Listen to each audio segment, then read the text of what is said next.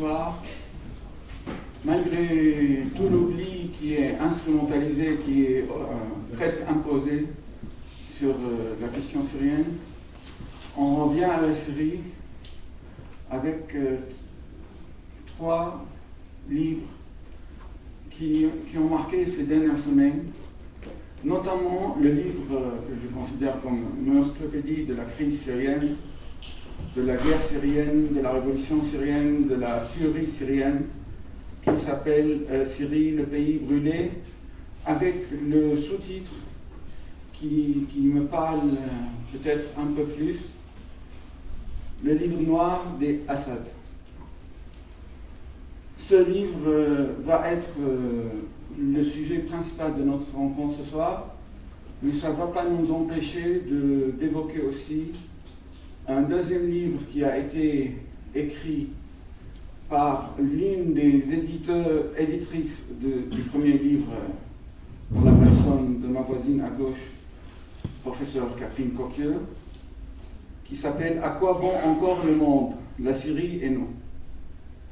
C'est une question aussi qu'on doit répéter peut-être tous les jours, surtout quand on voit maintenant ce qui se reproduit presque copie conforme en Ukraine par rapport à ce qui s'est passé en Syrie et ce qui n'a pas attiré beaucoup d'attention. Et le troisième livre qu'on a rajouté à la liste, parce qu'il y a un événement exceptionnel, c'est que l'un de ces écrivains vient de quitter la région, il a obtenu l'asile politique enfin, après beaucoup de souffrance, Hossam Mahmoud, qui a un témoignage assez fort de son vécu à Raqqa, la ville martyre, qui a été martyrisée d'abord par le régime, ensuite par son allié objectif, l'État islamique.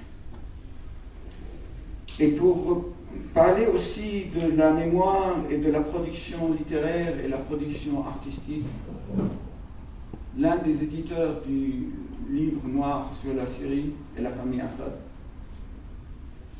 Je n'aime pas du tout associer la Syrie à la famille Assad parce que c'est le discours officiel quand on appelle la Syrie d'Assad. Mais là, on est obligé parce que le livre, il parle de la Syrie et la famille Assad. Farouk Madambe, l'historien, l'éditeur, qui va aussi nous parler d'un axe important lié à la production littéraire qui a explosé, ou presque, avec le début de la révolution syrienne. Même si la production littéraire et artistique était importante auparavant, notamment en exil, mais elle a eu un développement remarquable à partir de 2011-2012. Tout d'abord, je pose la question presque traditionnelle à Catherine. Pourquoi ce livre? Merci Salam d'abord de nous inviter à en parler ici. On est très contents tous. Pourquoi ce livre? Parce que, alors, je vais d'abord dire pour moi et puis ensuite pour le collectif qu'on a constitué. Je ne sais plus exactement à quel moment du début de l'année 2016, on s'est retrouvés avec Véronique Naungrap et Joël, je crois qu'elle était là aussi, devant sur la place de l'Hôtel de Ville pour manifester contre les frappes russes sur Alep. On était les uns et les autres spécialement sensibles à la question de la destructivité politique, disons, on va dire. On avait, dans les années 90, travaillé sur le retour de la violence génocidaire en Europe, en Afrique, au Rwanda, etc. Donc on avait cette sensibilité-là. Et moi, personnellement, je suivais d'assez près, à cause d'étudiants syriens que j'avais rencontrés, ce qui se jouait en Syrie. Je m'intéressais à la question des printemps arabes et d'une autre violence politique que celle du génocide, mais une violence, disons, plus positive, celle des soulèvements, celle des révolutions. Et puis, lors de ce tournant qu'a été le début de l'intervention russe en Syrie, il s'est joué quelque chose qui pour nous était comme une sorte d'effondrement. Un effondrement, on a perçu ça comme une sorte de catastrophe, une sorte d'effondrement de l'axiologie, si vous voulez, du droit international. Voilà. Et donc, à partir de ce moment-là, s'est créé on a eu cette idée de créer un comité qui s'est appelé Syrie-Europe, après Alep, c'était le titre du début. Et on a fait ce qu'ont fait un comité de vigilance, c'est-à-dire on se réunit, on débat, on invite des témoins, des spécialistes, et on écrit des communiqués, on publie des articles, des adresses, des lettres ouvertes à Macron, on demande à être entendu à l'Assemblée nationale, etc. Toutes choses qui se sont révélées évidemment très inefficaces, comme tout le monde le sait. Et à partir de 2017, on s'est dit, qu'est-ce qu'il nous reste à faire ? Un livre noir. L'idée avait déjà circulé parmi nous, et on a décidé de passer à l'acte à partir du printemps 2017, en gros. Donc à partir de ce moment-là, voilà, le mobile au fond de tous, ce qu'on partageait, Syriens et Français, c'était le refus, le besoin très profond de tracer un seuil, de construire un barrage, au moins symbolique, à ce qui se déroulait, qui continuait de se dérouler en toute impunité. Hein, c'était dans le refus à la fois de l'énormité des crimes contre l'humanité, mais aussi le refus de l'énormité de l'impunité qui ne cessait de se prolonger et qui se prolonge encore. Donc c'était au fond l'intolérance opposée à la tolérance infinie de la communauté internationale, une intolérance qui devait prendre la forme d'un gros livre, une grosse masse, un gros pavé, et s'inscrire dans une durée qui n'était pas celle de l'urgence de l'actualité qui constamment chasse un événement derrière un autre. Voilà, je vais laisser répondre. Farou, comme tu es un éditeur connu et reconnu sur la scène parisienne chez Actu et notamment avec la collection Sindbad, tu as une connaissance profonde de la littérature depuis que tu as commencé ce métier. Mais est-ce que tu as pensé, en s'engageant dans cet ouvrage, qu'il est encore possible, avec tout ce qui se déroule autour de nous, dans le monde, la guerre en Ukraine, les crises, différentes crises qui nous empêchent de penser même plus loin que notre nez, des fois, que la Syrie peut intéresser encore en tant qu'éditeur. Est-ce que tu pensais que ça peut être un projet qui va avoir une certaine diffusion, ou c'est un projet utopique qui va marquer seulement pour marquer l'histoire, pas plus?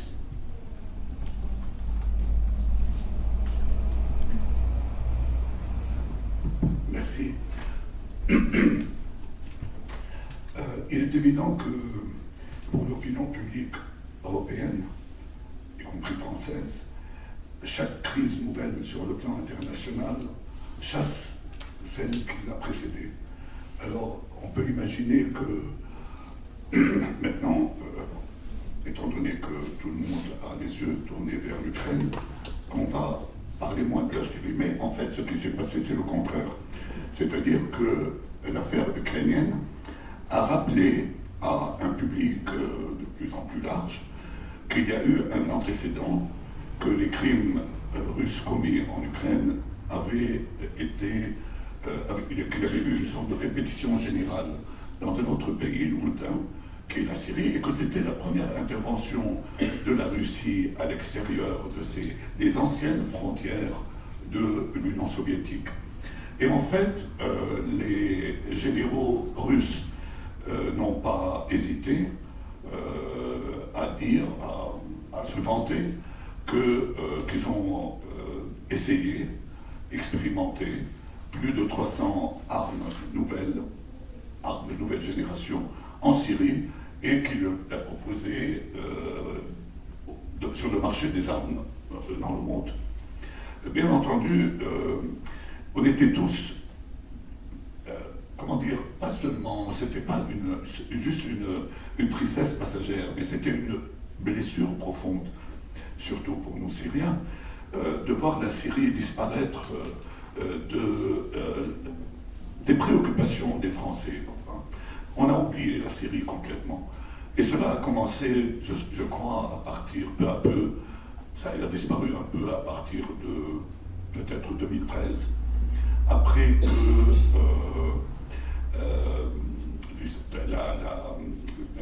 le crime chimique de Bachar a été gommé et qu'il n'avait plus de ligne rouge et qu'on lui a donné un permis de tuer par tous les moyens possibles et disponibles, à part l'armement chimique, encore qu'il n'a pas hésité à l'utiliser aussi par la suite dans beaucoup de localités en Syrie. Bon. Donc, quand ce projet a été lancé, moi j'étais pas dès le début, le printemps de 2017, mais j'ai rejoint des amis en 2018, c'était une sorte de... je me disais qu'il fallait absolument faire connaître ce qui s'est passé. Doublement, à vrai dire. C'est-à-dire, moi, ma motivation essentielle, je crois, c'était pour résister au négationnisme ambiant. C'est-à-dire, dans ma famille politique, qui est la famille de gauche, il y a une bonne partie des gens qui nient les crimes commis en Syrie, qui prétendaient que tout cela était fabriqué par la CIA, que toute l'information qu'on a était pipée, etc. Et donc, il fallait, pour moi, résister absolument à cette tentation assez générale, à vrai dire. Combien de fois on a eu, je me rappelle, dans le cadre de Solia Horia ou dans d'autres, des gens, quelqu'un qui se lève, qui nous dit que ce que vous dites est vrai. Pourquoi ce ne serait pas fabriqué? Bon. Et il fallait sans doute résister à cela, surtout dans ce milieu dit anti-impérialiste, et qui, à partir d'une conception campiste du monde,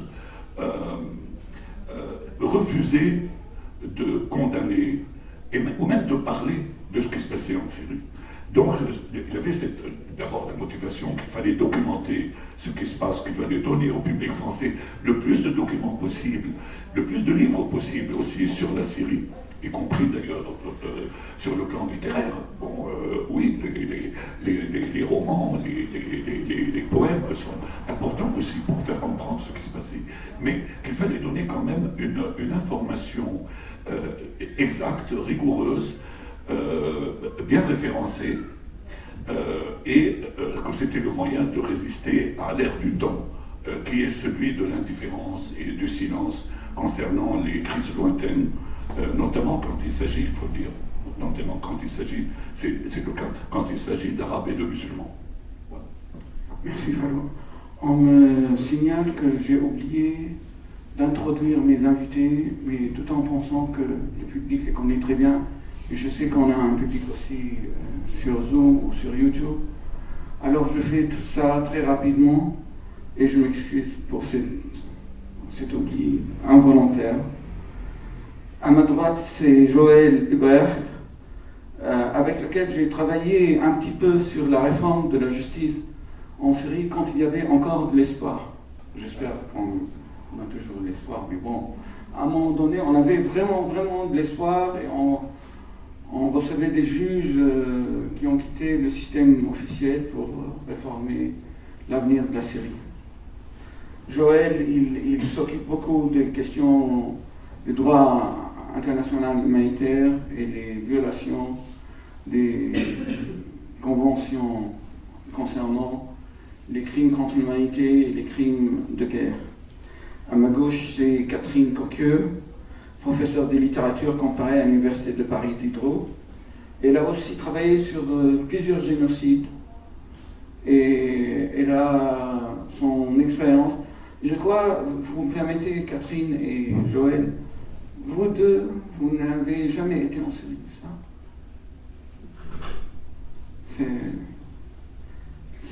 Je crois que ça donne à vos écrits encore une valeur beaucoup plus touchante et profonde, parce que votre intérêt à la Syrie émane de vos expériences professionnelles et de vos tendances à croire à ce que vous faites.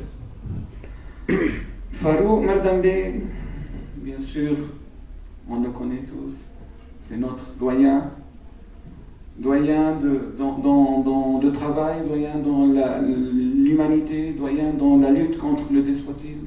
Je peux bien. Et moi aussi, alors je ne prétends pas prendre ta place. Farouk est éditeur, il est historien, il a aussi contribué à la publication de plusieurs livres liés à la révolution ces dernières années. Pas seulement la révolution syrienne, la révolution arabe en gros. Et bien entendu, on a notre journaliste citoyen, Hossam Hamoud, qui vient d'arriver en France. Ça, on est en train de lui traduire ce que je viens de vous dire. Et lui, il a vécu aussi dans Raqqa et ensuite en Turquie et maintenant il est à Paris. Je viens vers Joël, comme j'ai introduit ton intérêt à ce qui se passe en Syrie d'un point de vue juridique, justice internationale, justice transitionnelle. On a beaucoup rêvé d'un jour que ça va arriver en Syrie. Maintenant, peut-être, on ne parle plus. Il y avait une période où la justice transitionnelle, c'était. Tout le monde évoquait ça, donnait des définitions, des écoles sud-africaines, marocaines, etc. Maintenant, on parle de sauver les vies qui restent. Alors, je vais te poser une question rapide qui demande aussi une réponse rapide. Je reviendrai plus tard à la question de justice et de droit. Dans toute ton expérience avec les crimes contre l'humanité qui sont déroulés dans le monde, et notamment en Europe, qui se déroulent toujours en Afrique, en Ukraine, ailleurs, quelle est la place de ce qui se passe, ou ce qui s'est passé en Syrie, dans cette canevas que tu as connu durant ces dernières années? Pour répondre à ta question et peut-être prendre aussi le fil des réponses de Catherine de Farouk sur les raisons même du livre noir, par comparaison avec d'autres livres noirs comme le livre noir sur le communisme dans les années 90 qui était... le communisme n'avait pas entièrement disparu, la Chine était encore là, mais ce qui apparaissait comme une démarche plutôt d'historien par rapport après la chute du mur à un type de régime qui s'était effondré. Par rapport au livre noir sur les crimes en ex-Yougoslavie de 93, qui, à un moment où n'existaient pas les réseaux sociaux, où il n'y avait pas d'internet, cherchait à informer le public, ce livre noir ne se voulait ni un travail purement d'historien, ni apporter à la connaissance du public l'existence de crimes. Il y avait déjà eu, à ce moment-là, les photos du dossier César. Les crimes étaient connus. Mais la nécessité de ce livre apparaissait aussi parce que justement les crimes étaient documentés, étaient connus et la demande de justice par les Syriens était énorme, était très forte et elle n'aboutissait pas à des procès. Et ce lien avec et l'impunité et cette demande de justice est aussi un fil de ce livre noir et une raison qui le porte. La conscience du rôle moteur de l'impunité dans une dictature qui commet des crimes depuis 50 ans est absolument déterminante, et le blocage de la justice, blocage au niveau international, puisque une majorité de pays au Conseil de sécurité étaient favorables pour saisir la Cour pénale internationale, mais étaient bloqués par le veto russe. Cette situation-là, appelait d'une certaine manière, comme l'Assemblée générale a essayé de répondre au blocage du Conseil de sécurité en mettant en place, c'était au même moment, c'était fin 2016, lorsque Alep Tombé votait pour mettre en place ce mécanisme qui aujourd'hui à Genève préserve et analyse les preuves à une autre échelle. On a essayé de répondre à cette impunité à cette demande de justice qu'on portait depuis longtemps. Effectivement, qu'on espérait, on a eu toutes ces années en termes de justice transitionnelle, parce que était espérée la transition, et qui n'aboutissait pas. Et tu crois un jour il va aboutir? En tout cas, le combat ne va pas s'arrêter. Et en termes de... Quand on a commencé le livre, donc le dossier César était là, il y a un article qui lui est consacré, de Garance Lequen. Une enquête structurelle a été ouverte par la France et par l'Allemagne. En France, aujourd'hui, les choses sont bloquées, mais en Allemagne, un procès dont on a pu faire état, puisque les deux condamnations ont pu être posées avant la fin de la rédaction de cet ouvrage. Donc une réponse de justice toute petite arrive, et d'autres formes de justice... Là, en termes de justice transitionnelle, donc il n'y a pas de transition possible, donc on n'est pas dans un contexte de justice transitionnelle, mais ce qui aujourd'hui est demandé par les proches de disparus, la mise en place d'un mécanisme spécifiquement sur la question des disparus, ressemble à des mécanismes portés en justice transitionnelle en Amérique latine dans les années 80 sur les disparus. On commençait aussi par là. Simplement, au lieu d'être portés à l'intérieur du pays, donc d'être dans une démarche de transition, c'est quelque chose qui doit être fait à l'extérieur, ce qui n'a jamais été fait. On est donc à batailler, à essayer de porter encore une démarche de justice transitionnelle à l'extérieur et à porter devant des juridictions nationales en compétence universelle des procédures de justice parce que la justice internationale est bloquée. Et donc on doit toujours essayer d'ailleurs d'avancer, bien sûr. Avant de donner la parole à Hossam, pour rebondir à ce que tu disais, Falou, tout à l'heure, concernant l'Ukraine, notre chère amie qui ne peut pas être avec nous ce soir, Edith Bouvier, elle voulait faire un documentaire sur la Syrie. Elle a fait le tour des rédactions et des télévisions, ça n'intéressait personne. Et elle a eu l'idée géniale de faire une liaison entre ce qui se passe en Syrie avec ce qui se passe en Ukraine. Elle a été tout de suite acceptée. Hossam, je vais poser la question en français, et comme ça tu peux me répondre en arabe, et je peux moi traduire ta réponse en arabe, parce que Racha est à l'intérieur. Hossam, l'État islamique, ça a aidé beaucoup de gens à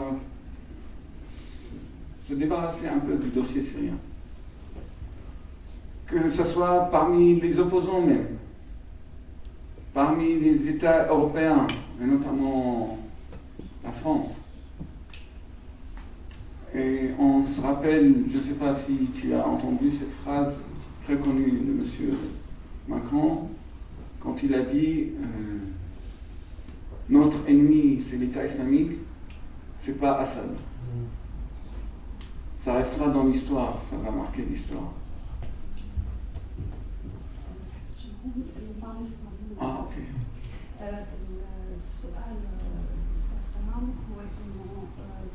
أنا بترجم.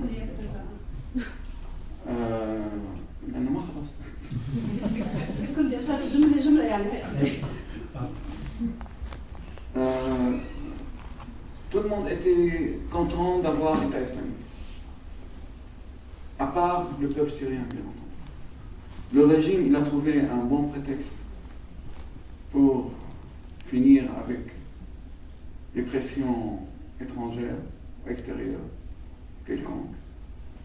Les États arabes, ils ont trouvé aussi un échappatoire pour dire ça y est, il y a le terrorisme islamiste, on ne peut rien faire, il faut que ça cesse d'abord.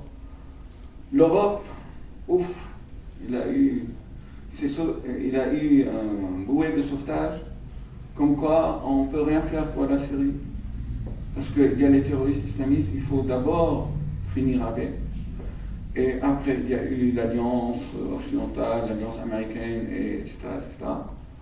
On a détruit Mosul, on a détruit Raqqa. pour déloger les... C'est-à-dire ce que les Américains ont fait à Raqqa, c'est pas moins pire que ce que les Russes ont fait à Mariupol. Il faut pas se... Mais bon, ça, on va pas changer de sujet. Toi, en tant que quelqu'un qui a échappé au régime et à l'État islamique,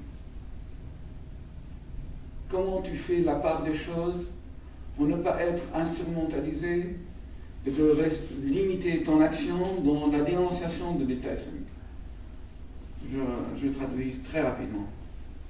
الدولة الإسلامية استفادوا منها الجميع ليتخلصوا من المسؤولية، كان الغرب، كان النظام، كان الدول العربية، حتى بعض المعارضة.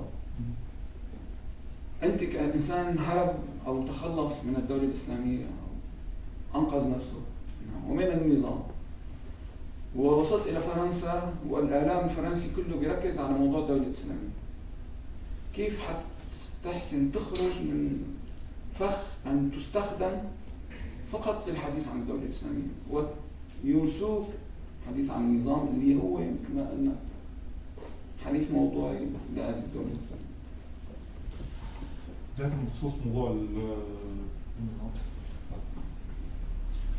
بداية بخصوص موضوع الدولة الإسلامية والنظام. الدولة الإسلامية اليوم في اعتقاد خاطئ وفي فرضية أن الثورة السورية هي التي تتحمل وزر إنشاء الدولة الإسلامية أو رؤيتها ضمن سوريا، ولكن بشكل حقيقي الدولة الإسلامية أول ما خلقت في عام 2011 و2012 كانت وليدة السلفيين الإسلاميين الذين تم إطلاقهم من سجون بشار الأسد في المقام الأول. خلونا ما ننسى أنه Il y a beaucoup de pensifs en ce qui concerne l'État islamique et la façon dont il a émergé. Je tiens à rappeler que les débuts de l'État islamique en 2011 et 2012, qui étaient des groupes salafistes qui agissaient en Syrie, bien sûr, on est toujours en Syrie, et ces agissements ont commencé avec la libération de prisonniers politiques des geôles de Assad. السجان السياسيين هذول السجان الإسلاميين اللي تم إطلاقهم في عام 2011-2012 هم مو أشخاص ممكن يقالوا بشكل فعلي، ولكن تم العمل من قبل نظام الأسد من عام 2003 من حرب العراق وأمريكا. تم العمل على إرسال هؤلاء الجهاديين من سوريا إلى العراق للتشرب بهذا الفكر والعودة لاعتقالهم بسوريا. فكان بديهي من نظام الأسد أنه وقت يقوم بإطلاق هؤلاء الأشخاص أن هؤلاء الأشخاص لهم توجه معين كانوا عليه في السجن. Si j'ai bien compris, donc ces prisonniers remontent à 2003. Vas-y, ça va. Ces groupes qui ont été libérés de la prison, ils ont été instrumentalisés par le régime lui-même en 2003 quand il les a envoyés en Irak faire le djihad contre les forces américaines. À leur retour en Syrie, s'ils survivaient, ils étaient emprisonnés et mis notamment à Sednaya, la prison de Sednaya. Et ceux-là, ils ont été relâchés en 2011 pour donner un aspect islamisant et intégriste à la révolte populaire en Syrie. Avec le temps, avec la négligence de l'opposition syrienne, avec aussi la complicité de l'Occident, cet objectif s'est réalisé. فبالتالي انه كما استفاد النظام وتنبأ بخلق الدولة الإسلامية بفترة أولى، فأيضا الدول ضمن أوروبا وضمن أمريكا أو ضمن أي منطقة من العالم بتسهيلها لوصول الجهاديين إلى سوريا فهي أيضا شاركت بخلق هذا الوحش. كان في أجهزة أمنية قادرة في دول متطورة أنها تمنع على الأقل الأجانب الجهاديين من الوصول إلى سوريا. Les pays qui ont laissé partir des djihadistes de leur sol sont aussi complices. Parce que, et moi, entre parenthèses, je donne un exemple, j'étais à l'aéroport d'Istanbul avec un responsable turc, je voyais des djihadistes arriver avec des sacs plastiques. Je dis, ces gens-là, ils viennent faire quoi? Il m'a dit, peut-être du tourisme. Ouais. Et après, quand je lui ai dit non, ceux-là, ils viennent pour aller en Syrie faire le djihad, il m'a dit, mais tu sais d'où ils partent? Ils partent de Bruxelles, de Paris. Pourquoi tu veux que je sois plus vigilant que les Français et les Belges? Et Tamaman, exactement ce qu'il dit. Il dit que les pays qui ont laissé partir ces djihadistes sont responsables parce qu'ils savent où ces djihadistes partaient. كنقطة أخيرة أن لا أتحدث عن نظرية مؤامرة عالمية وأن الدول الأوروبية نسقت مع النظام أو غيره، لا، ولكن المعادلة جدا بسيطة. الجميع مستفاد من خلق هذا الموضوع. جميع الحكومات كحكومات آمنة حاليا، الخاسر الوحيد هو الشعب السوري.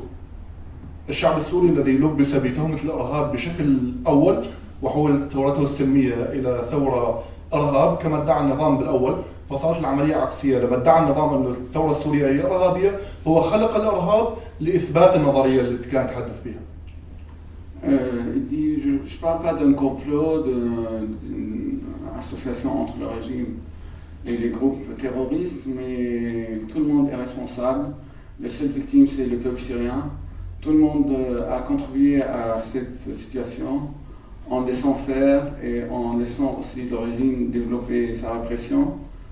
Et bien entendu, c'est comme j'ai dit au début, c'est une alliance objective entre le régime et les terroristes islamistes qui a donné lieu à un retour progressif, mais qui va se compléter malheureusement, des relations entre les pays européens, parce que maintenant la moitié de l'Union européenne, si vous voulez je vous donne les noms des pays, ont renoué avec Assad. La délégation de l'Union européenne a renoué avec Assad, avec un responsable presque corrompu, et j'assume ce que je viens de dire. Les Nations Unies ils n'ont jamais rompu avec Assad, pas seulement en ce qui concerne les relations qu'ils ont censé établir avec lui, mais aussi avec la corruption et les services rendus au régime. Bon, ça c'est moi. Lui, il a parlé seulement de la question que tout le monde est responsable et seule victime c'est les policiers. Je reviens à Farouk. Farouk, dans le livre, j'ai trouvé beaucoup de textes. Au début, j'étais un peu dubitatif. Je me suis dit, pourquoi on prend des textes anciens et on les met dans un livre nouveau sur la question syrienne?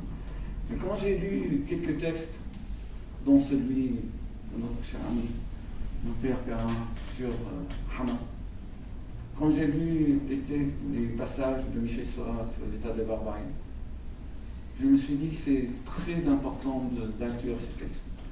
Est-ce qu'il y avait un débat entre on fait ça, on fait pas ça dans le comité? Ou c'était acté dès le début?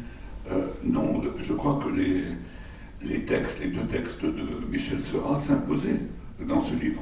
Il fallait commencer par expliquer la nature de ce régime dont on allait détailler plus tard les méfaits, mais il fallait commencer par dire qu'est-ce que c'est que ce régime, qu'est-ce que c'est que le régime fondé par Hafez Assad à partir de son coup d'État en novembre 1970. Et donc, à ma connaissance, et à la connaissance des amis, c'était le livre le plus fort qui a été publié en langue française, ou peut-être dans toutes les langues, sur la nature du régime.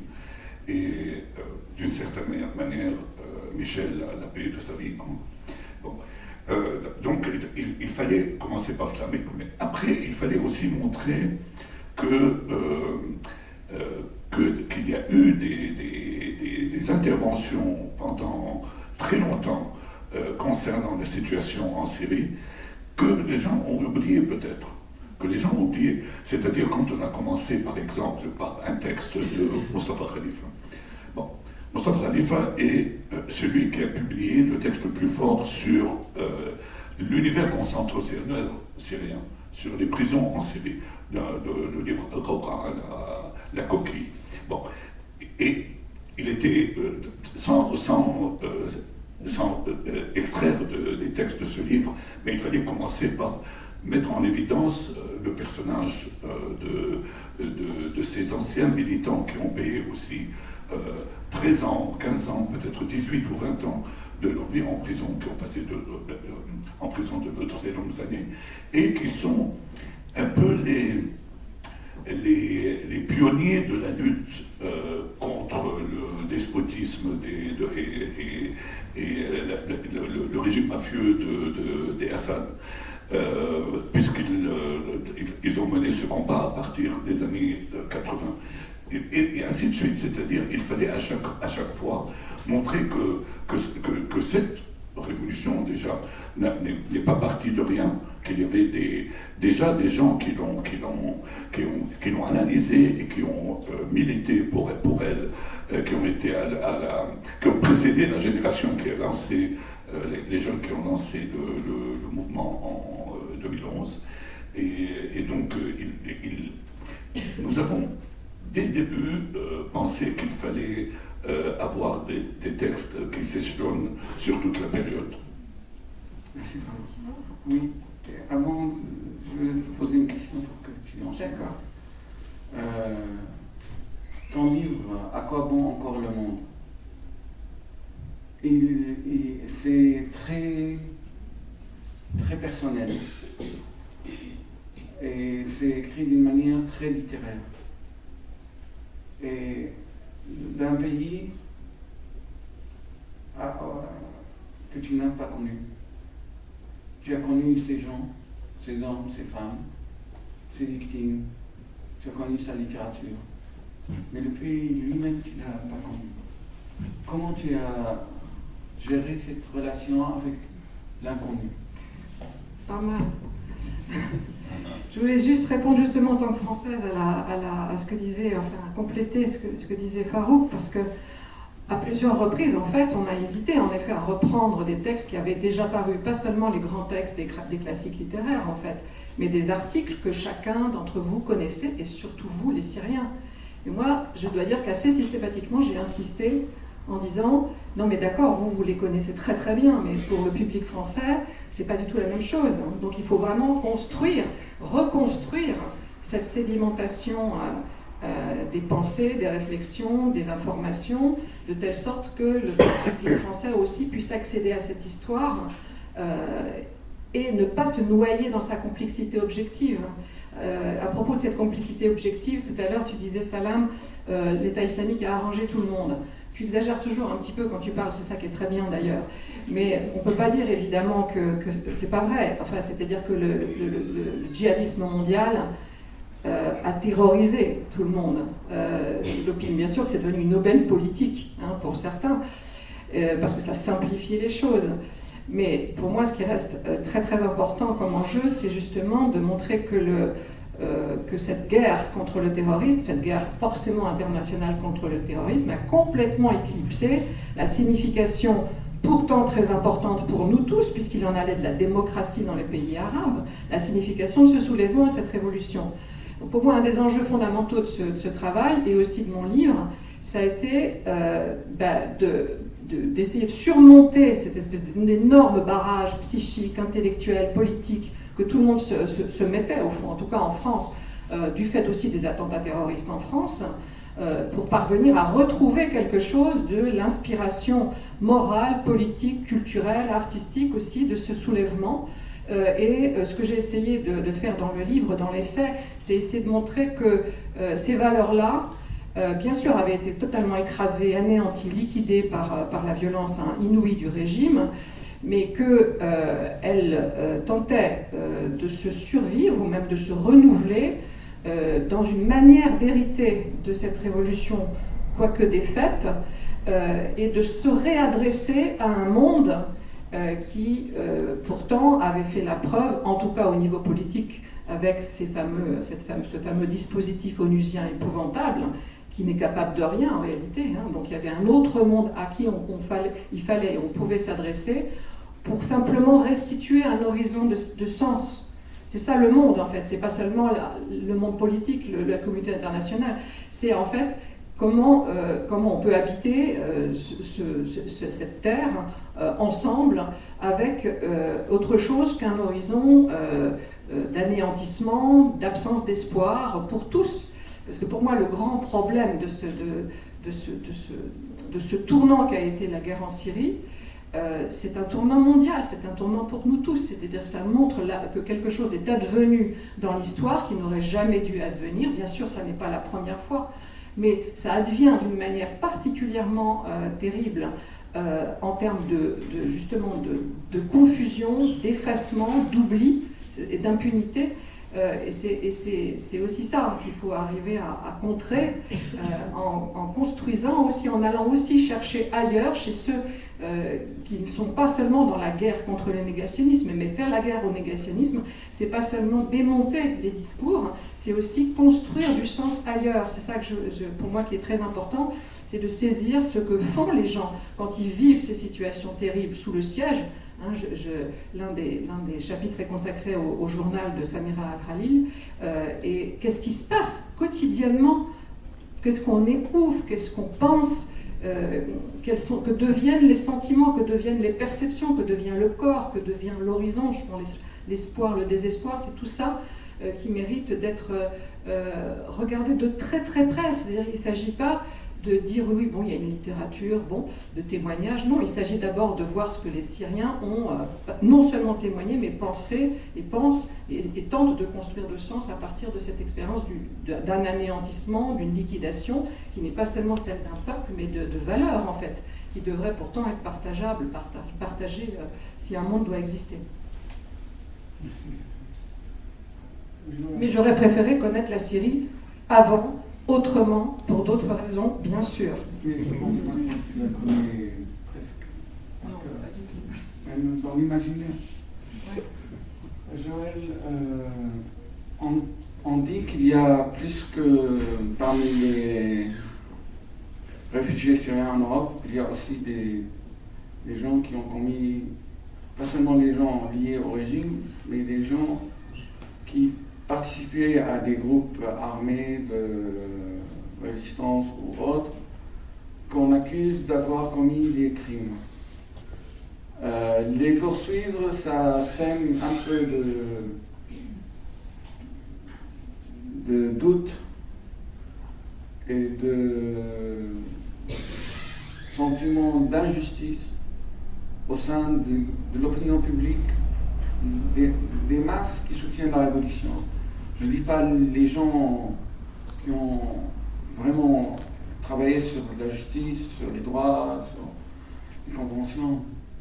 Comment, d'un point de vue de juriste, cela peut se faire en respectant les règles des droits, tout en évitant l'amalgame qui est fait entre des tortionnaires qui ont commis des horreurs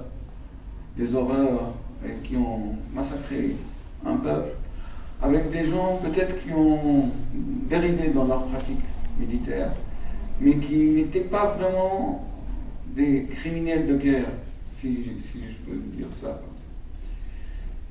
Peut-être que, alors du fait de l'absence aussi d'une juridiction internationale et disons d'une stratégie pénale et d'une dispersion, disons, de dossiers et de poursuites dans plusieurs pays, il y a, il est vrai, une sorte de distorsion temporelle entre les dossiers liés au groupe djihadiste, d'abord, plus encore que ceux de l'armée libre syrienne, mais aussi des dossiers liés à des crimes de guerre commis par des membres de l'armée libre syrienne, qui ont fait l'objet de procès et de condamnations avant même que n'aient pu s'ouvrir des procès contre des responsables du régime. Souvent parce que ces procès ont été conduits sur la base de vidéos faites par ces membres traînant des cadavres ou trônant à côté de prisonniers, et que finalement le dossier était assez aisé par rapport à la complexité du régime syrien, et puis parce qu'il y avait une focalisation, ça de toute évidence, plus forte sur les crimes commis par les djihadistes. Et le profil après, d'ailleurs c'est aussi significatif que le premier grand condamné, donc à Coblence, Anwar Aslan, chef de la division d'enquête de la branche 251, était un réfugié qui était venu en se présentant comme opposant, ayant tourné sa veste et comme étant devenu opposant au régime. Et ce qui a provoqué effectivement un débat au sein aussi de la communauté syrienne sur le fait de l'opportunité de poursuivre et de condamner des personnes qui s'étaient détachées du régime. Et justement, le procès, puisque c'était sa ligne de défense, hein, c'était que lui, en tant que membre de la communauté sunnite, n'avait pas de réel pouvoir, qu'il attendait de pouvoir partir pour partir, que sa famille soit en sécurité, et qu'il est parti dès qu'il a pu. Et le procès a quand même montré la réalité d'un pouvoir au sein de la branche de 151, et un départ très tardif, et relativement opportuniste, de la part de cette personne-là. Mais Anwar Aslan, c'est un chef de division d'enquête. On est quand même un cran très en dessous des responsables dont on attendrait que la justice puisse condamner les responsabilités. On est très loin d'un Ali Mamelouk, par exemple, qui aujourd'hui ne fait l'objet que d'un mandat d'arrêt en France. On est très loin de Maher al-Assad, par exemple. Et ça, d'ailleurs, le livre noir a essayé, alors au travers d'un organigramme de la répression aussi, parce que on avait pu voir que, y compris des bureaux du procureur, des personnes, disons, d'une relative expérience, pouvaient avoir des difficultés à se saisir des complexités d'un théâtre de guerre en République démocratique du Congo, par exemple, ou même en ex-Yougoslavie, et se focaliser sur des hiérarchies officielles, alors qu'on voit bien en Syrie que l'appareil est très compliqué à comprendre, y compris pour le public, hein, ce mélange entre des services de sécurité qui sont nombreux et des mafias, les chabias, entre des réseaux communautaires qui peuvent court-circuiter. C'est très clair dans la branche de 151. Par exemple, si, on ne peut pas dégager des responsabilités uniquement en suivant l'organigramme de papier. Et donc, il fallait aussi, c'était aussi un des enjeux de ce livre, d'essayer de faire comprendre, de rendre accessible la complexité de ce fonctionnement du système répressif, de faire comprendre sa nature. Donc, on partait des textes de Michel Seurat pour cela, mais aussi donc de déployer cet ensemble d'acteurs, et ne pas non plus, c'était un des défauts aussi de cette époque-là, c'est-à-dire de tout focaliser, parce que c'est bien sûr le plus haut responsable, Bachar al-Assad, de se dire que le seul criminel ou la justice ne serait rendue qu'à travers la condamnation de Bachar al-Assad, alors qu'il y a tout un ensemble d'autres responsables moins connus du public français qui méritaient d'être mis en lumière. Et entre parenthèses, en tant que juriste, comment tu interprètes la libération ou le laisser-faire, laisser-passer de Bachar al-Assad après son condamnation? Non, mais comme une honte, bien sûr, ça c'est pas en tant que juriste, c'est évidemment une honte. C'est de toute façon déjà une honte d'avoir accepté sur le sol français, dans un jeu de tractation politique, qu'on ne peut pas caricaturer. Il a été décoré. En plus, ça a été décoré, non mais... Donc, avant même son départ, son arrivée en France est un scandale dont on n'a pas pris la mesure d'ailleurs ici, franchement. Et en plus, donc en France on arrivait à une condamnation, mais pas pour les crimes commis à Hama. Pour cela, il est poursuivi en Suisse, mais les choses sont très compliquées. Et donc, voilà, ça c'est un scandale. Ça devrait être un scandale qui nous hérisse beaucoup plus. Hein. Parce que c'est aussi du coup une histoire française comme pour le Rwanda. Les djihadistes français qu'on a laissé partir en Syrie, qui ont commis des crimes en Syrie, ça nous concerne. Hein. C'est pas une histoire syrienne. Il y a l'allocution que Mitterrand a prononcée lors d'un repas, d'un dîner à Damas, où il était invité en 1984. Qui est un hymne à l'amitié franco-syrienne. 84, c'est 2 ans après Hama, 4 ans après les massacres de Palmyre. Enfin, c'est tout à fait sidérant. Il n'y a absolument aucune allusion, juste un tout petit rappel du soin qu'on doit apporter aux droits de l'homme. Et pire encore, j'ajoute qu'à la question d'un journaliste qui lui demandait est-ce qu'il a posé la question à ces autres Syriens concernant l'assassinat de l'ambassadeur de France, Louis Delamarre, il a répondu très froidement à la Mitterrand. Il a dit « J'ai posé la question à mes amis syriens, ils ont nié toute connaissance de la question, Et j'ai aucune raison pour ne pas les croire.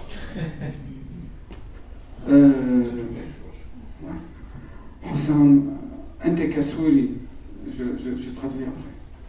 أنت كسوري وتشوف إنه في المحاكم عم تلاحق وجميع الحرب من الطرفين، طرف بعض الثوار بعضهم والقليل جدا منهم وطرف المسؤولين الحكوميين. هل تنظر إلى ذلك بعين المساواة ولا في عندك نوع من الغصة؟ J'ai posé la question en tant que Syrien qui vient de sortir il n'y a pas longtemps. Est-ce que quand tu vois ces poursuites judiciaires qui touchent en même temps les criminels du régime et de l'autre côté certains qui ont commis des violations de droits de l'homme ou droit international humanitaire du côté des rebelles, est-ce que tu vois en ça une justice ou tu as quand même quelque amertume quand tu observes cette situation? بداية تسمية واضح أنه أنا حتى أشك بطبيعة سير هذه المحاكمات وهدفها الأساسي، لأنه على ميزان العدالة السورية وما ارتكبه بشار الأسد ونظامه وضد الشعب السوري هي لا شيء، حتى كنصر معنوي نحن لا نستطيع أن نعتبرها نصر معنوي. Il considère qu'il a des doutes même sur le déroulement de ces procès et il considère que ce n'est pas une victoire même morale. Il ne la considère pas, vu la dimension qu'elle a pris des massacres et la torture, et, que ces procès ça représente presque rien. كان في مجرمين واضحين وكانوا موجودين بأماكن واضحة وأخذين لجوء سياسي على رأسهم رفعت الأسد وغادر فرنسا طريقا وموجود اليوم في سوريا. لماذا لم يحاكم رفعت؟ Il souligne l'exemple de Rafat al-Assad comme quoi il a vécu en France depuis 1984 et même il a quitté la France après sa condamnation à 4 ans de prison ferme. بصراحة أيضا في تساؤل ثاني إنه اليوم الأسماء التي تحاكم اليوم كأنور رسلان أو غيره هي أسماء نسمع فيها لأول مرة في المحاكمات، ليست ذات يعني لا نعلم ما هو تاريخها الإجرامي، يوجد أشخاص مجرمين حقيقيين لا يتم محاكمتهم. يعني في تقرير صادر NRC اللي هو الجريدة الهولندية الرسمية حدد مكان إقامة 11 شبيح موجودين بهولندا وموجود التقرير ومنشور 11 شبيح ومرتكب لجرائم إنسانية موجودين ضمن هولندا واليوم جميعهم طلقاء.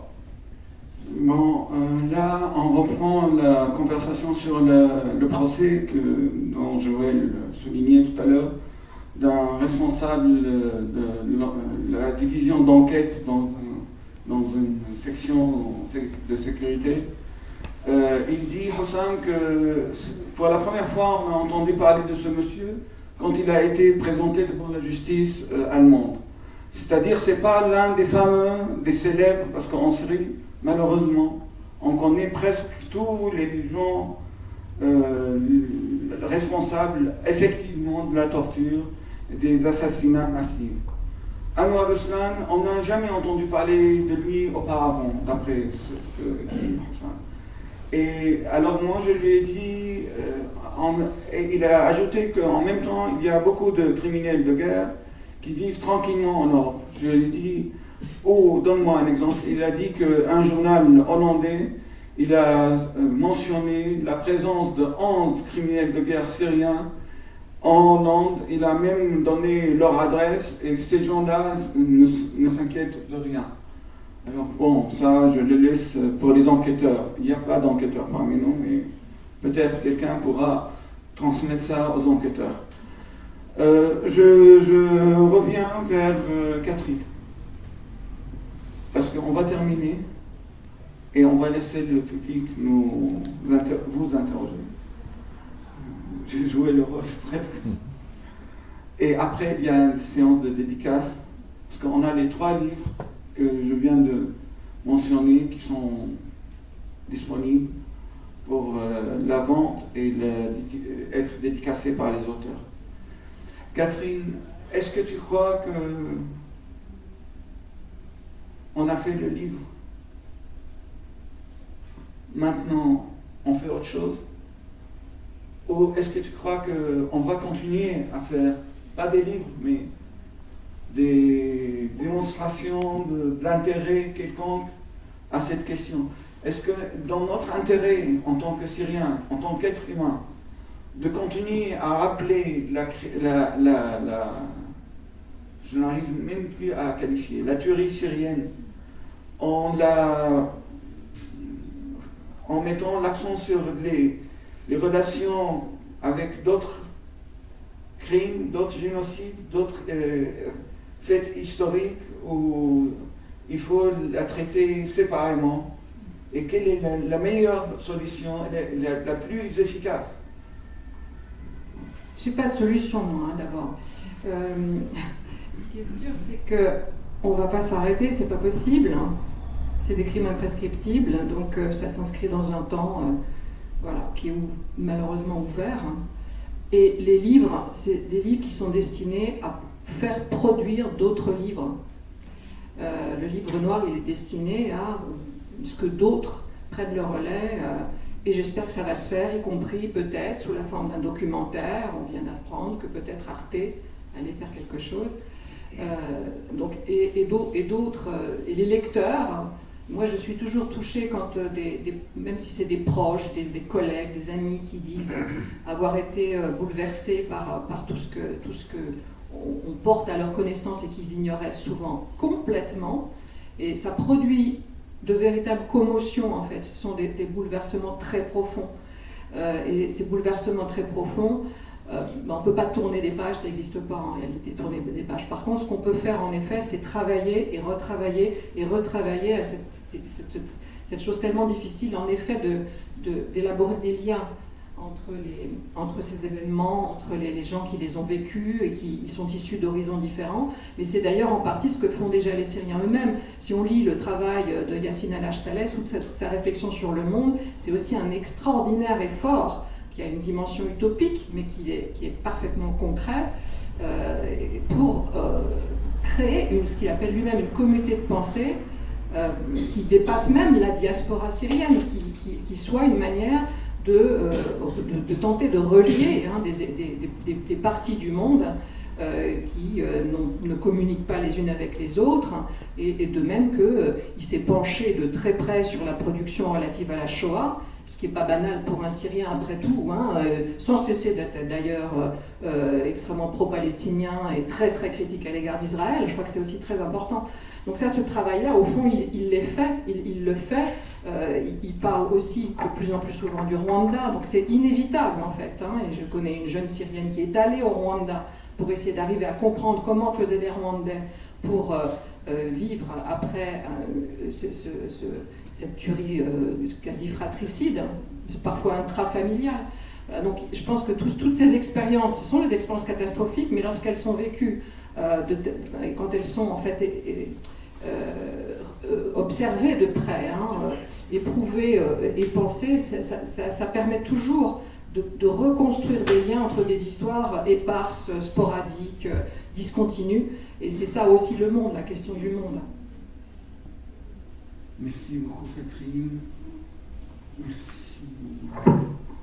Merci à vous tous. Merci. Une dernière question à Falo.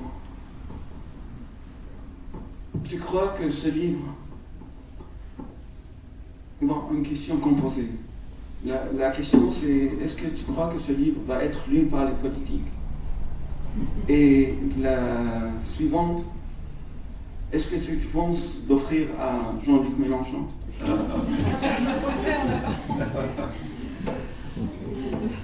D'abord, je n'enverrai rien à Jean-Luc Mélenchon. Voilà. Non, c'est... bon, d'abord, c'est un livre c'est une masse de documents, un livre de référence. Ce n'est pas un livre qu'on lit comme ça avant de dormir pour passer le temps. Je veux dire que c'est un livre qui est destiné à rester et à être prolongé, j'espère, par des rencontres, par des débats, par des films éventuellement, comme vient de dire Catherine, par d'autres choses. C'est-à-dire qu'il y a beaucoup d'actions à mener à partir de ce livre, à mon avis, des entretiens, des conférences, des débats, un peu partout en France. Mais je crois que le plus important, Salam, c'est l'expérience, c'est que ce livre raconte une expérience unique, tragique, terrible. Et je crois qu'il faut que les Syriens s'approprient vraiment cette expérience. C'est-à-dire que tous les Syriens se l'approprient comme une partie fondamentale de leur identité. On ne peut plus identifier les Syriens en dehors de ce qui s'est passé durant ces 10 années. C'est-à-dire, c'est l'ensemble de ces crimes, l'ensemble de ces souffrances font partie intégrante de l'identité syrienne d'aujourd'hui. On a toujours dit que la Syrie était une nation inachevée, ce qui est vrai d'une certaine manière quand on connaît son histoire. Bon, d'abord c'est une histoire courte, à peine un siècle, et depuis l'indépendance, elle a été rythmée par des coups d'État, par des choses, etc. Et si bien qu'on est arrivé à en 2011 sans force politique organisée, puisqu'ils ont été absolument détruits par le régime. Et puis on est entré dans cette expérience terrible. Aujourd'hui, je crois que pour que la nation syrienne existe, il faut que les Syriens, l'ensemble des Syriens, s'approprient cette expérience, qu'elles considèrent qu'elle est la leur. C'est quelque chose de très important et je crois que c'est l'un des rôles des intellectuels syriens de travailler dans ce sens. Voilà. Merci beaucoup, Faro. Et je pense qu'on va pouvoir tourner vers la salle et vous interroger si vous avez des questions à poser à nos 4 invités. Et je rappelle que le livre de Hossam, il a été écrit avec Céline Martelet. Il s'intitule L'asphyxie, Raqqa chronique d'une apocalypse. Et voilà, il y a un micro qui... S'il y a une question... Oui, au fond de la salle, là. Celui qui a... Quelqu'un a un micro? Merci. Bon, j'ai reçu le message que les djihadistes et l'État islamique a été une aubaine pour beaucoup de gens. La question qui me vient à l'esprit maintenant, c'est que, sachant que cet État islamique a disparu, enfin, il n'existe pratiquement plus, quelles vont être finalement les nouvelles perspectives pour les différents acteurs, aussi bien locaux qu'extérieurs. Voilà.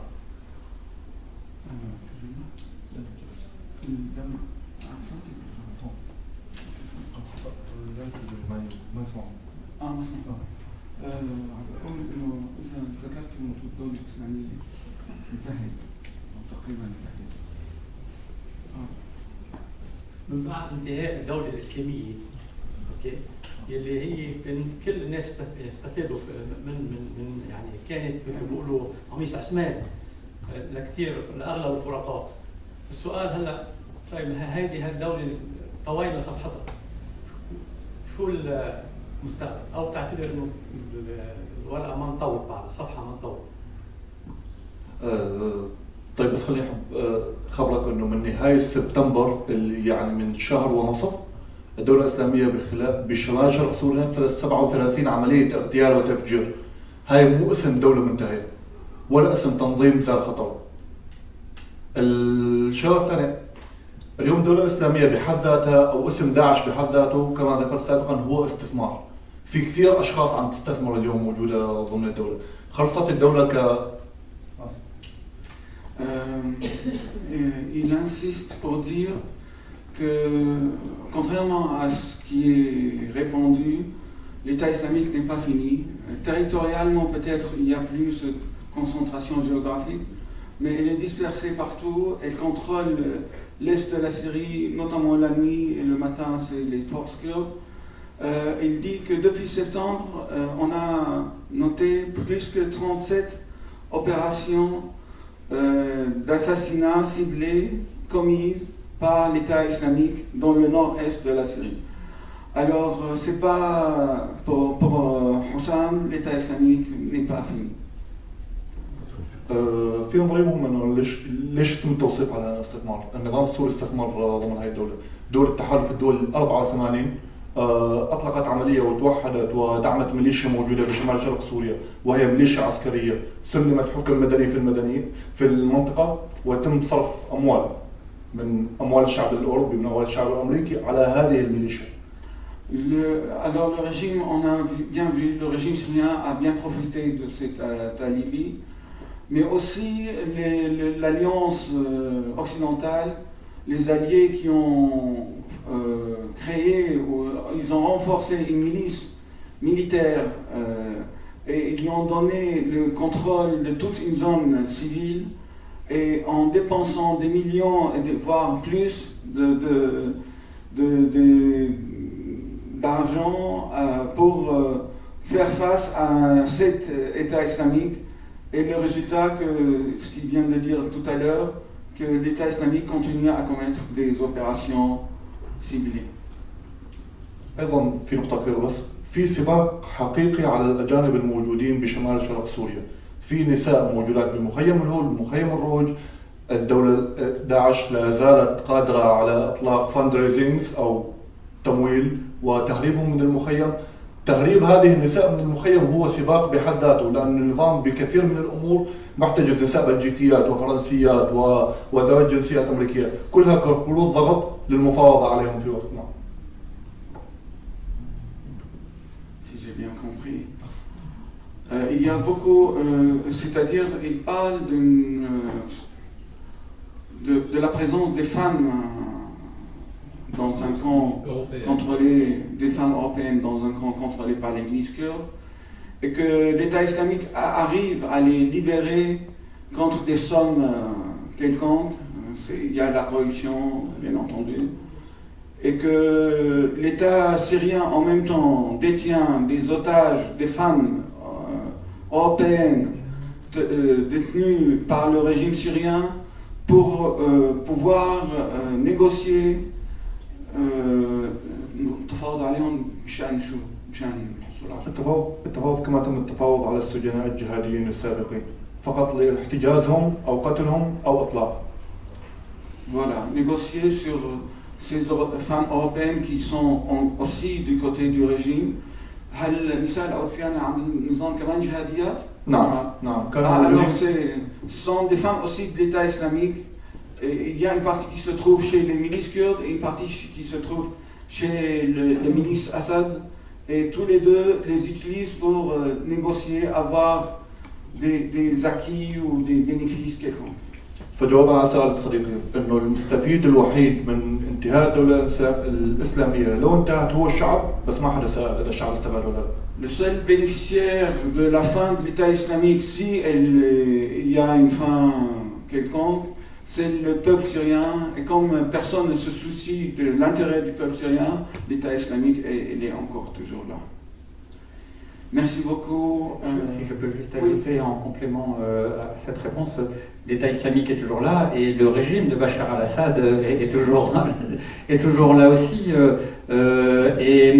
Donc Bachar al-Assad réélu triomphalement, il recontrôle 70% de son territoire, il se réinsère comme il peut dans les structures internationales.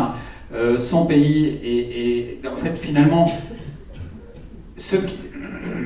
l'État islamique, les groupes djihadistes et le régime ont tué l'élan révolutionnaire de 2011 en Syrie. Celui-ci survit encore essentiellement à l'extérieur, il n'est pas mort non plus.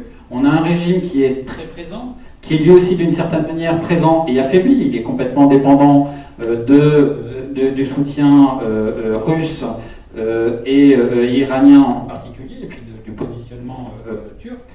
Et évidemment, ce qui se joue actuellement en Ukraine et ce que deviendra le pouvoir de Poutine sera déterminant aussi par rapport à la restauration de ce pouvoir, mais Voilà, il est encore là, et c'est-à-dire que ce qu'on allait chercher à décrire aussi dans le livre noir, ce que sera décrit, c'est-à-dire cette articulation entre la terreur d'État qui se justifie par la lutte contre la terreur, lui, il est encore en place. Et finalement, la situation n'est pas du tout la même que celle d'avant 2011, mais disons le ferment de misère, de révolte, d'asservissement, d'oppression, il est encore là aussi.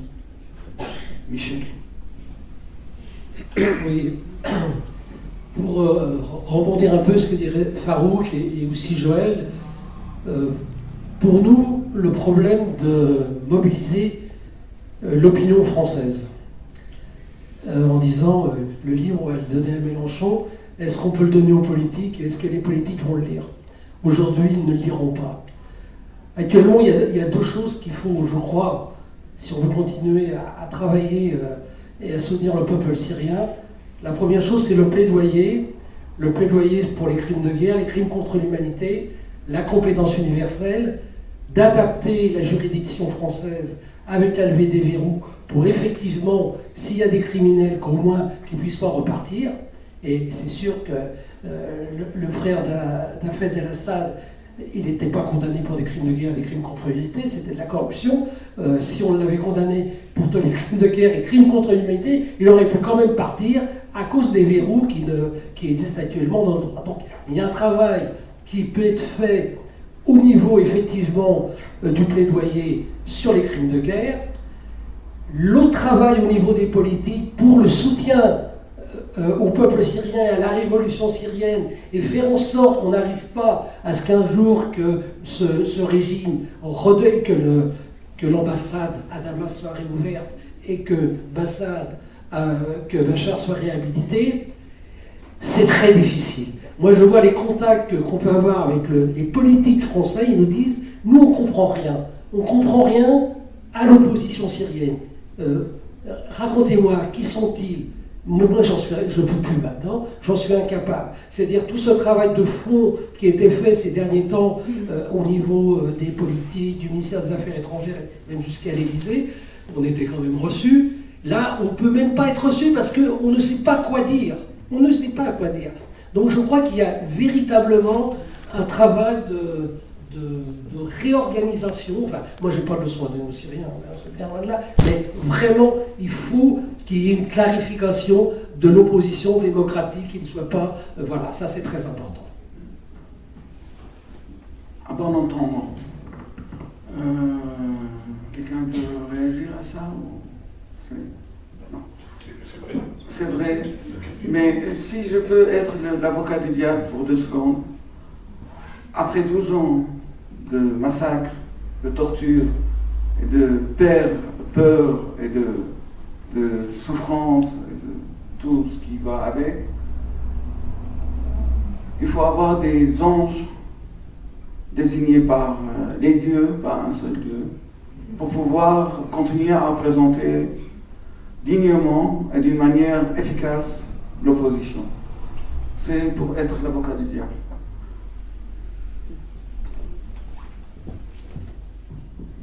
Merci beaucoup, c'était vraiment très enrichissant. Merci d'avoir produit cet ouvrage, merci de documenter notre histoire et l'histoire des Syriens. Moi j'ai juste une question, je travaille avec la société civile syrienne sur la documentation des violations de droits humains en Syrie, sur du plaidoyer auprès des politiques en Europe, sur la sensibilisation de l'opinion publique en Europe aussi. Et donc il se trouve qu'aujourd'hui on commence à voir émerger un narratif post-conflit sur la Syrie, notamment à l'ONU, où on parle aujourd'hui de la fin de la guerre et où le régime syrien a même soumis son rapport où il explique son plan pour 2030, donc vision 2030, comment il va reconstruire la Syrie. Et donc c'est un rapport qui a été adopté à l'ONU et il est absolument inacceptable de parler de post-conflit. Et en fait, je me pose la question, enfin c'est peut-être une double question, peut-être une question dirigée un peu pour Joël, dans un premier temps, dans quelle mesure les personnes qui travaillent dans le plaidoyer peuvent encore avoir un peu d'espoir dans leur travail, sachant que malgré tous les efforts de documentation, au mieux on a une réponse, un rendez-vous, au pire on n'a absolument rien. Et une deuxième question, est-ce que vous pensez qu'aujourd'hui notre seul espoir c'est l'opinion publique et non pas les politiques?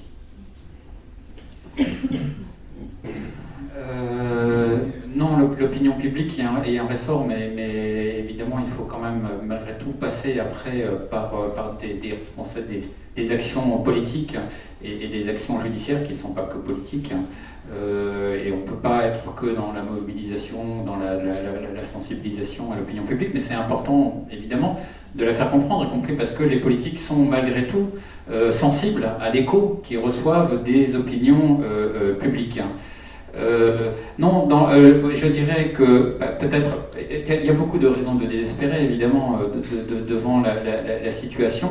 C'est vrai que l'ONU se place en situation post-guerre, pas post-crise, puisque la crise humanitaire, elle est d'ailleurs dramatique et on n'en prend pas la mesure non plus ici en France. Donc il y a encore aussi des choses à porter, à dire sur la gravité de la situation actuelle des Syriens en Syrie et d'ailleurs et hors Syrie.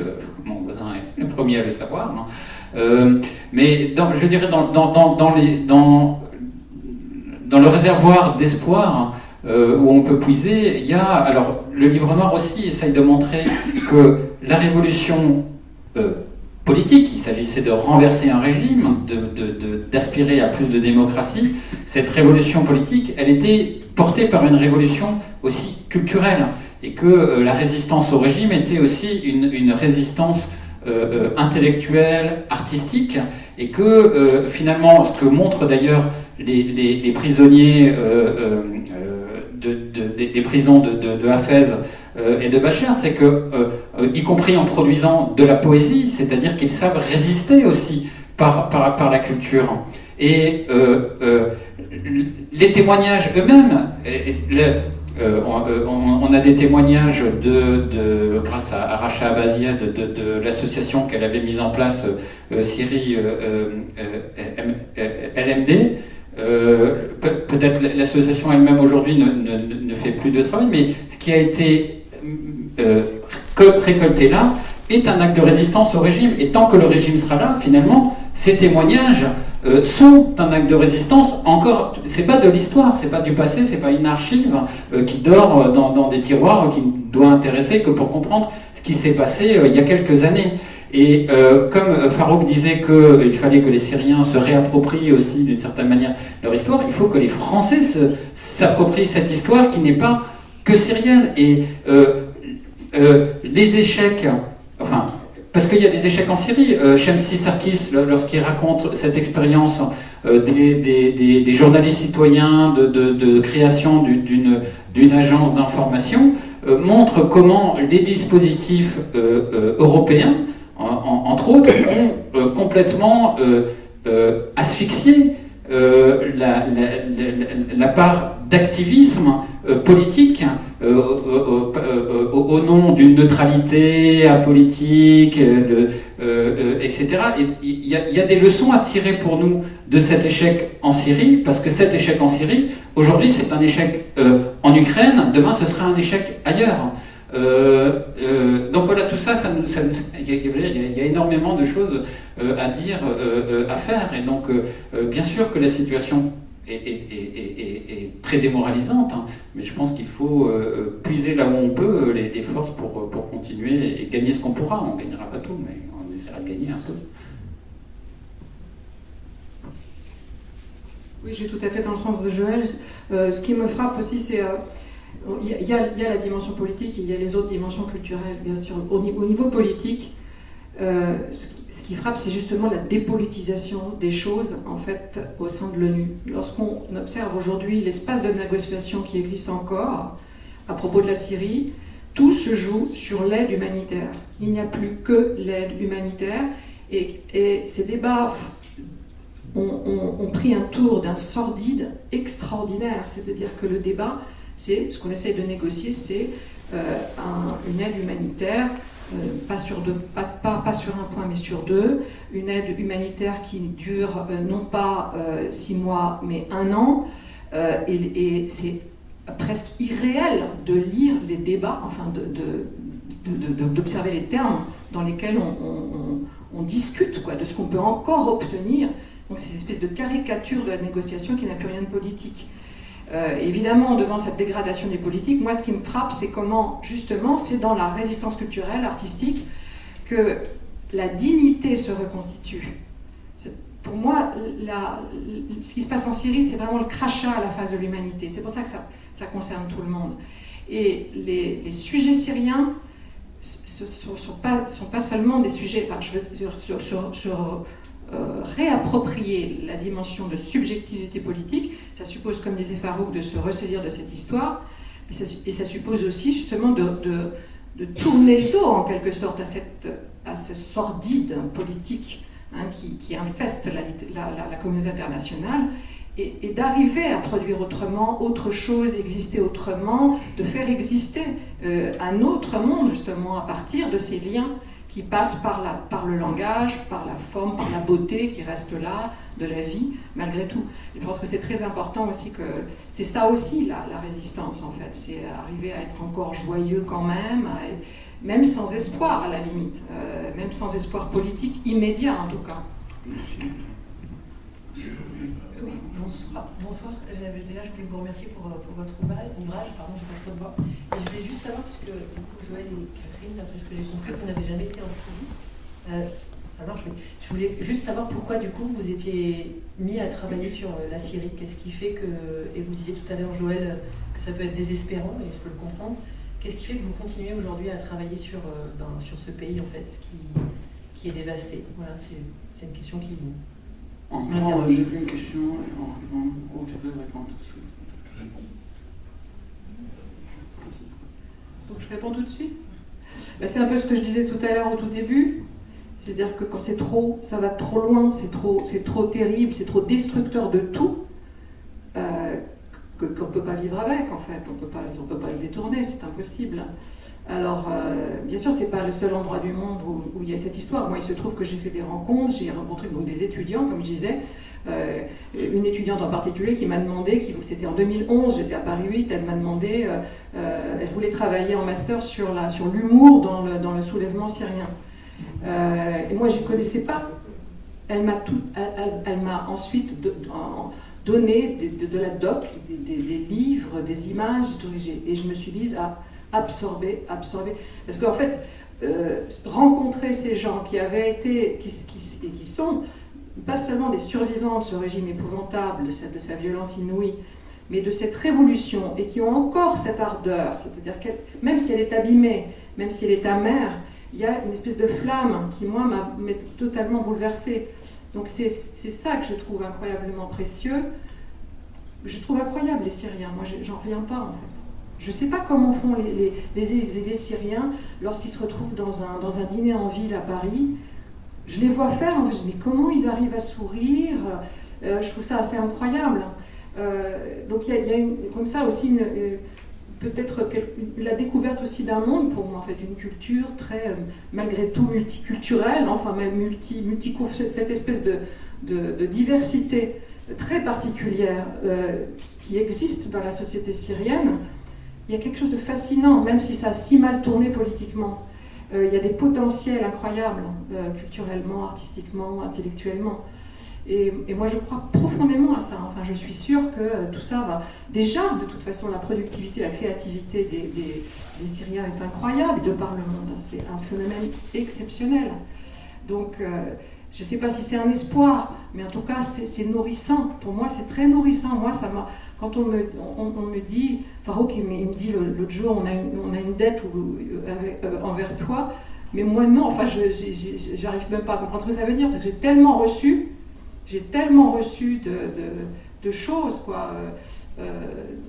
Et c'est pas seulement des connaissances, c'est pas seulement des réflexions, c'est vraiment des cadeaux humains complètement hyper précieux, quoi, dans la vie courante même.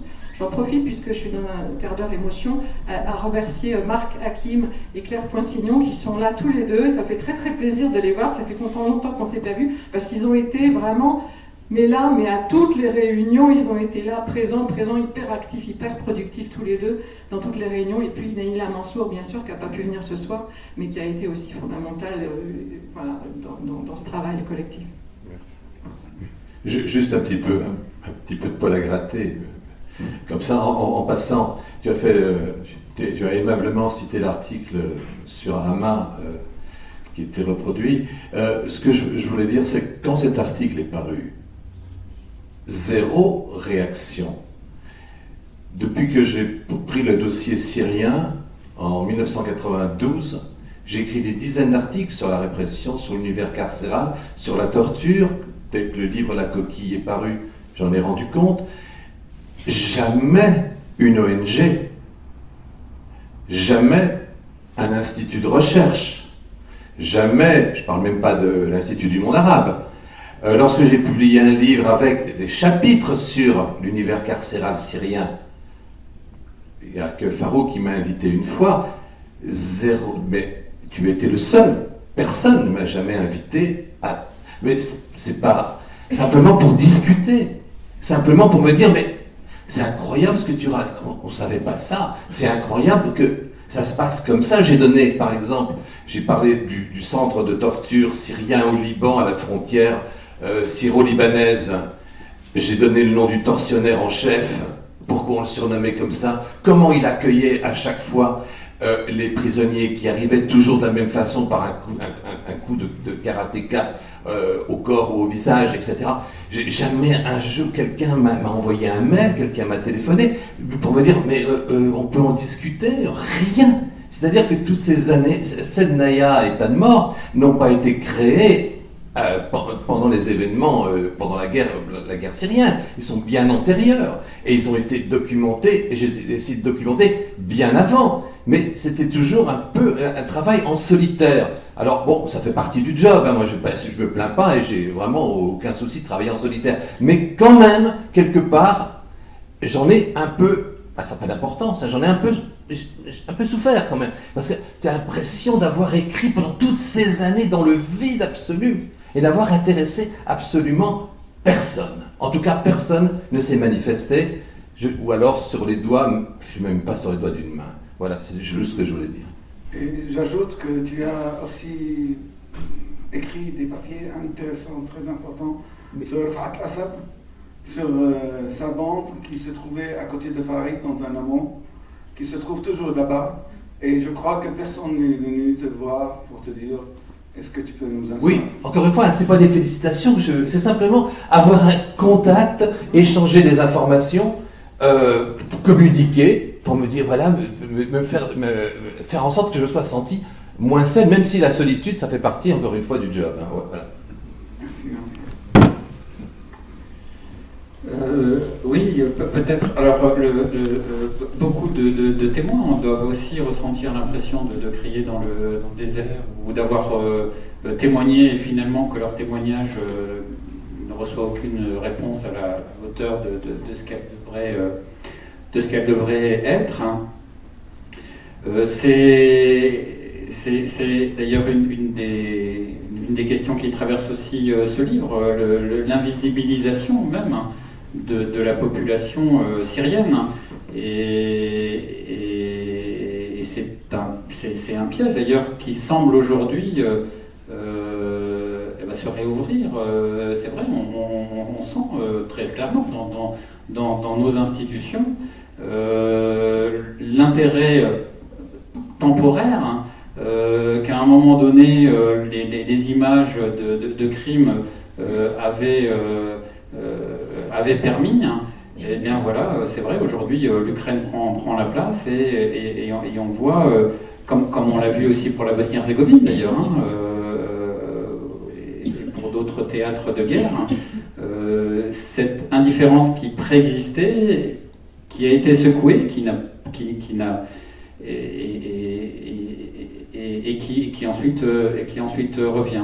Et on n'a pas, nous, et c'est pas ce livre qui va suffire à réouvrir le débat et à empêcher les choses. Donc c'est un combat qu'on doit mener. Vous l'avez mené longtemps seul. J'espère que maintenant il y aura un petit peu plus de... Mais on ne sera pas nombreux. mais j'espère que vous ne serez plus aussi seul que vous l'avez été. Pour finir avec un point positif, peut-être relativement positif, le Centre arabe, dont je suis le directeur de son bureau parisien, entame un projet colossal pour documenter la révolution syrienne depuis 2011, avec des vidéos, des entretiens, des archives, d'une manière très scientifique. Et l'équipe des chercheurs qui travaillent sur ces archives se trouve en Turquie, à Istanbul, jusqu'à nouvel ordre, jusqu'à ce que la Turquie leur demande de quitter les territoires. À la fin, je remercie mes chers amis et invités, Florent Mazdambé, Catherine Coquieux, Joël Hubert, Hossam Hamad. Et je remercie notre cher public et je vous annonce que nous sommes intéressés aussi par la Coupe du Monde. Alors, nous allons nous réunir ici le 14 novembre à 18h30. Non, pas à 18h30, ça va être plus tôt parce qu'on va avoir une table ronde sur le thème suivant, le football, quel enjeu pour le monde arabe. C'est une table ronde qui va commencer vers 14h moins le quart, qui se terminera à 17h30. Il va y avoir des chercheurs et des journalistes, Karl Rommel, Suzanne Gibril, Akram Belkaïd, Raphaël Le Magoer. Elle sera dirigée et modérée par Nabil El-Nasser. Merci beaucoup à tout le monde et les livres sont là pour la vente et pour les dédicaces. Je vous invite vraiment à profiter de l'occasion.